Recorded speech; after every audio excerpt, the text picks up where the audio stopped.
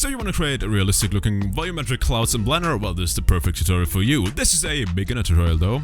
If you're not a beginner, click the top left card. That's for non-beginners. And I will just punch all the information you need into your brain, make it funny.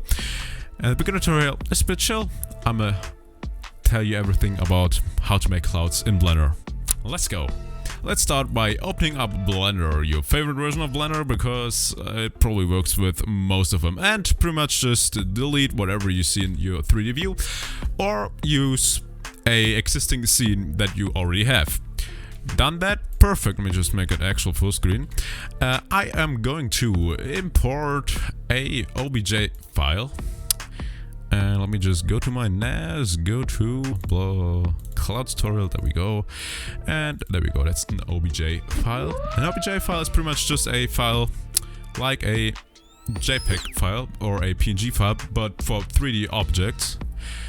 And then there are MTL files, which are the textures for the object. And they'll take a bit of time. Oh, and this effect is most effective when you're using cycles. It can work with EEVEE, but I wouldn't, you know. I'm gonna show you why, but I wouldn't. And it is super resource intensive because it's volumetric. And if you want really realistic clouds with a lot of detail, I am sorry to tell you that this will kill your computer. It will set your graphics card on fire and your CPU will be like, what's wrong? Oh, and there we go. We are in the scene. Let me just pull out a bit and everything is gone because the render distance of the camera isn't far enough. By the way, if you're pressing 0 on a numpad, you can jump into a camera. And in this case, the clip start and end, which pretty much just means where objects start being a thing for the camera. So everything after 100 meters is not existent. As you can see right here, if we set this to 1000 meters, we can see a lot more. So let me just position the camera in a way that might look cool, like in the photos I just showed you right over there. Like this. Let me just make it a bit wider by lowering the focal length to like 20 mil. By the way, you can see the camera settings in this little green icon for the camera, so you can see the camera. Okay, now if we go to the rendered view, stuff will look different on my computer because I set up Blender in a way which it already uses a sky texture, which is a actual sky. Let me just detach this and it will look like this. Oh, and you have to switch to cycles for it to be in cycles, because yeah, you should use cycles. And your GPU if you can, and denoising if you can. In my case, I'm using optics because it's a lot faster than the open image denoiser. However, first, you need a new panel, or well, you don't really need a new panel, but it's pretty awesome to have a second panel to, you know, immediately see what you're doing when it comes to adding textures or stuff like that. So on your left, you have your 3D view, on the right, the texture stuff. So you can just drag and drop on one of those corners, and you can create a new panel, right click it, you can do the same, or join areas. And use the left click to pretty much get rid of a zone you just created, or a panel. If you create a second panel, just go to the shader editor, and then over here go into the world settings. Obviously you can change the setting, the object, what it looks like, or the world, what it looks like. And just press Shift A, I think. Yes, Shift A, and then go to search and just look for sky texture. I already have a sky texture in here. You should just use Nishita. I have no idea what that's called, but you should use that one, which is new in Blender 2.9, I think, 2.90. Yeah, it looks amazing if I'm honest. As you can see right here, if I pull the the sun a bit up. By the way, my settings are different to yours because I have set up Blender in a different way.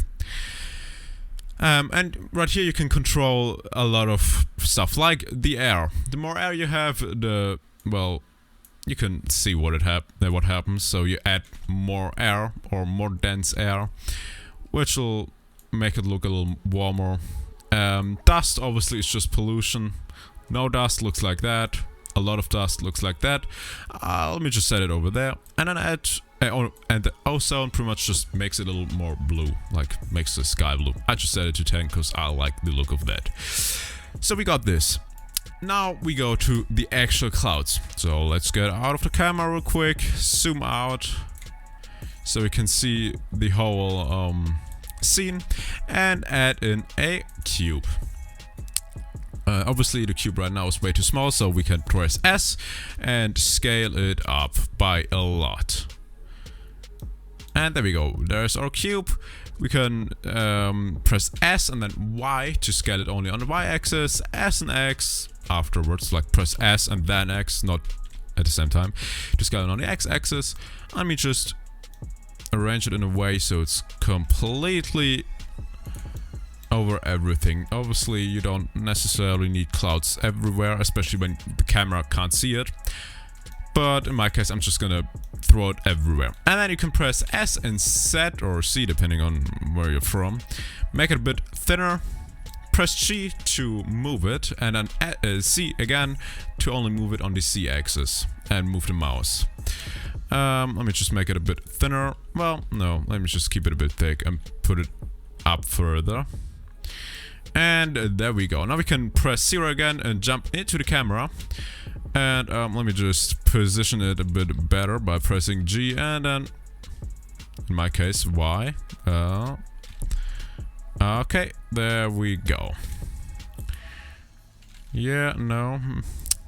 Maybe like that. Yeah, that looks a bit better. Okay, right now it looks pretty bad. So let's jump into the shadow editor again, go to object this time, and create a new material.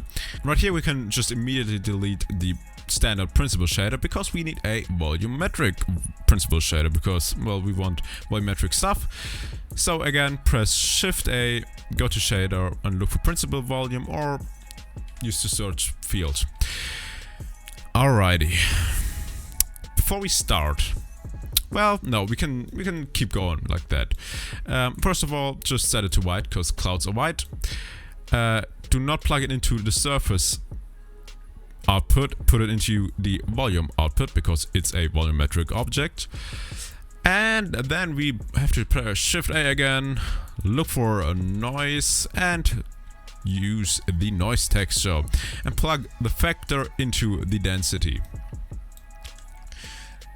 Now, what is the noise texture? Well, it pretty much just creates noise. It's like a static on a TV that's not plugged in the right way, and you know, you see the snow stuff.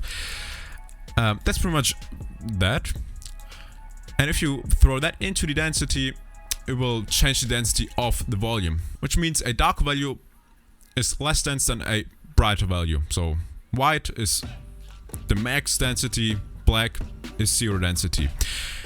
However, we can't really see a difference. Even if we're outside of here, we can't see a big difference.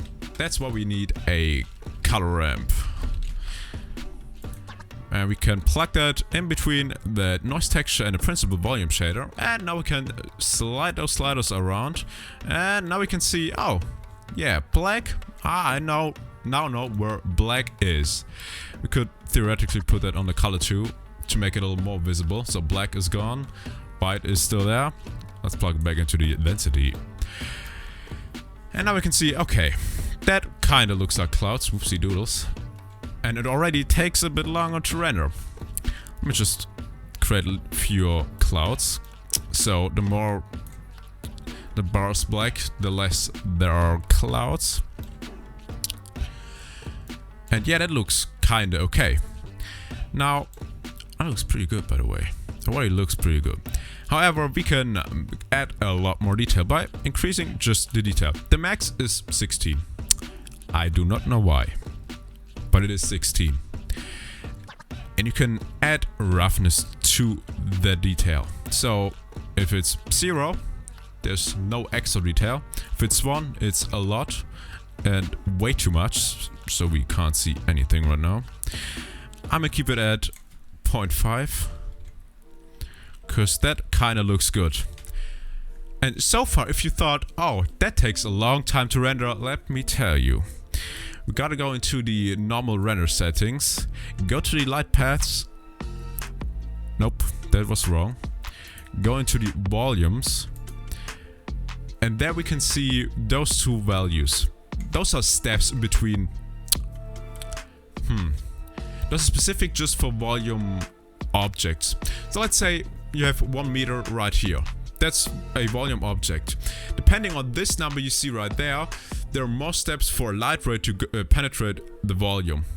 So a higher number means there's one volumetric step and a second one, and that's it. A lower number means there are way more steps. Sounds confusing? Well, if we go to the viewport and just increase this number, we can see, yeah, it gets less dense. The volume gets less dense. Now, it doesn't really get less dense. Like, the object itself still has a certain density. However, the render, the light ray that goes through the volume, just gets, let's say, simulated less. So there are less, I guess, images stacked on top of each other to create a volumetric effect. It's completely wrong what I'm saying, but I think you know what I mean. Like, there are multiple stages. Like, yeah. And let's lower this to the lowest value we can have, 0.1. And we gotta do that for the render 2, because we want it to have it to happen in renders 2, not just in the viewport. By the way, if you hold the mouse, but if you left click and hold it and then pull down, you can see the viewport just got darker. And now we can adjust both settings, and you can do that with a lot of things, like those light paths. You can do that to all of them. Let me just keep them at 12. So let me just show you a difference between the normal value at 1, and let me just render a 1080. Let's just keep it 720. We don't need a lot. And let's just render one image by pressing F11. F12 I meant. There we go. There we go. It is rendering. It's using both my GPUs right now. I'm using GPU compute because it's way faster than CPU. And if you can use it, well, use it. It's fantastic. And there we go. We already got some beautiful clouds. However, let's just switch to slot 2, because you can have multiple render slots. If you now render again, slot 1 would be overwritten. However, if you switch from slot 1 to slot 2 and then render again, or well, change a setting like this to 0.1, you can render again and it will be saved into slot 2. You can have up to 8 slots. And this will take a good chunk longer. Let me tell you, it will take so much longer. But it might be worth it, depending on what you're going for. Yeah. By the way, we just reached 69 subscribers on this channel, on this very channel, my design channel. What a pleasant number of subscribers you can have. Am I right? So, it's not done yet. It has been rendering for 1 minute and 44 seconds, but we can already switch between the slot 1 and 2, and you can see a difference. Am I right? Yeah. It's way more realistic. Well, it's thicker. Now, it's not necessarily more realistic, but it's thicker. It's more fluffy. It looks better, maybe. I don't know, depending on your taste. It looks awesome, or it looks you know. Now, let me just set that back to the normal 1 value. I can get my ass out of the camera. Go back into the render view. And then, let's just wait for it.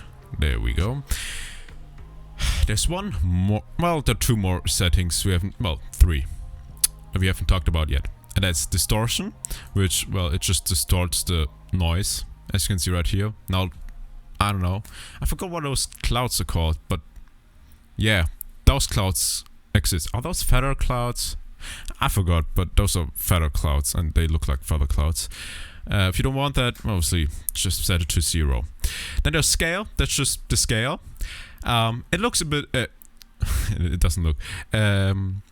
it acts in a weird way. So if you increase the scale, it doesn't get bigger, it gets smaller. Let me show you. Let's just go to 30. And you can see, yeah, those are a lot of small clouds. And if you go down to... Well, okay, that's too big / small now. There we go. A low value, it's a big, gigantic cloud. Let's just stick to 5. And then there is 1D, 2D, 3D, and 4D. That is the noise. Well, 1D is just one dimension. It just goes like this, and well, you can't have clouds with only 1D. 2D, well, you can kind of have them, but they look like northern lights right now. Huh. I did not know that. I gotta keep that in mind, because those look like northern lights right now. Don't they? Let's just make them like green or so, or bluish. Yeah, they look like northern lights. Whatever, okay. I can't remember that one. Let's get it back to white. 3D is just a 3-dimensional space. Like, we can move. Like, 2D is just like this. 3D is up, down, left, right, back and forward. So we can have actual 3D clouds. And 4D is some weird madness, which... Well, you have a randomness factor, or that's what I call it. It's a input value used for unconnected socket. I don't know. It's random. It's just random. Like, different values give you different results. It doesn't change the scale. It doesn't change anything except the randomness. At least that's what I call it. I'm not 100% sure if I'm honest. Yeah. That's pretty much the cloud setting. So if you like want to create a time lapse or something like that, you could either use this value right here, the randomness W value, if you want to. So let's say I want to go to 0, and let me just show you by putting the noise onto a normal principle shader. Wait, no.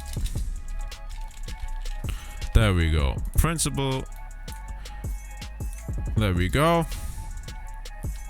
Well, I could just use the material view thingy.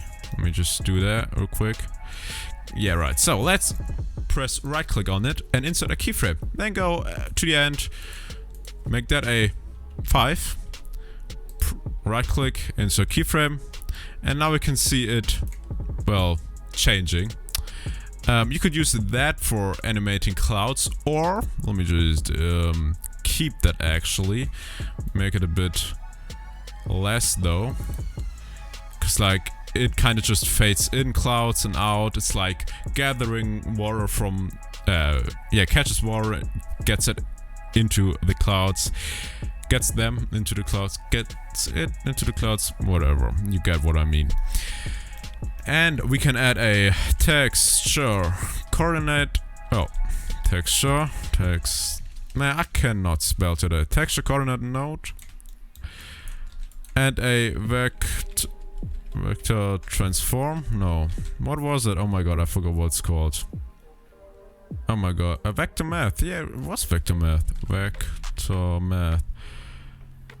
Does it just look different now?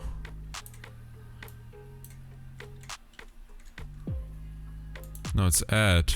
Wait, can I just... Oh, okay. I knew it. Okay, you just add a vector math node, get the generated value, throw that into the vector, put this vector math node into the vector of the noise, and now we can use the X, Y, and Z coordinates to move those clouds, as you can see right here. So let's go to frame number 1, set this to 0 again, go to frame 230, and increase that by this amount, right click, insert keyframe, and now you can see you have moving clouds. Well, they are kinda, you know, There we go. Maybe increase this one. There we go. Now we can actually see it. And there we go. We got moving clouds now. And we go inside it. Yep. Yep. Those are moving clouds. And that kind of looks like a time lapse. Less clouds, please. By the way, you can do a lot with it. If you scale it on the Z-axis, you get different clouds. As you can see right here. Those are more rounded clouds. If you squish it together, you get those weird flat clouds. And obviously you can just layer them on top of each other. However, I wanted to show you what it looks like in EEVEE. And in EEVEE, yeah, number one, oh god, what's it called? The sky doesn't work out because I don't know why, but it just doesn't work out in EEVEE. So you'd have to either use an HDRI or a different way of lighting it. Let's just use this Pretham. It's an older version of it. And yeah, so if you're close to clouds, they almost look good. Let me just, wait, that's hard, man, if I'm honest. Let me just add a sun object. Because, you know, you can't use an HDRI because it has no actual sun value for the EEVEE. Sun value for the EEVEE renderer. So we gotta add a sun object. And where is it? It's, whoa, that was the wrong one. I want to take the sun and rotate it like this. There we go. And we can go to, oh god, volumetrics. They should end at 1000. There we go. Now we can see the clouds. We can increase the resolution by going up that thingy. And tell it to use volumetric clouds. Maybe increase them to 32. Yeah. Yeah, I'm not sure about that one. EEVEE doesn't really work out that well. I didn't really get it to work with EEVEE, if I'm honest. It's just a bit hard. Maybe we have to increase the sun intensity. Let me just set it to 10. No. 3? Yeah, I don't know. Like, you might be able to use it. It's not perfect. However, if you enjoyed this video, leave a like. If you didn't, leave a dislike, comment down below why you didn't like it or why you did like it. If you loved it, sub to my channel. By the way, I'm sorry you can't be subscriber 69 anymore. Maybe for 20? That would be a nice thing. And yeah, that's it. Goodbye. And happy cloud making. And happy cloud making. And happy cloud making. That sounds weird.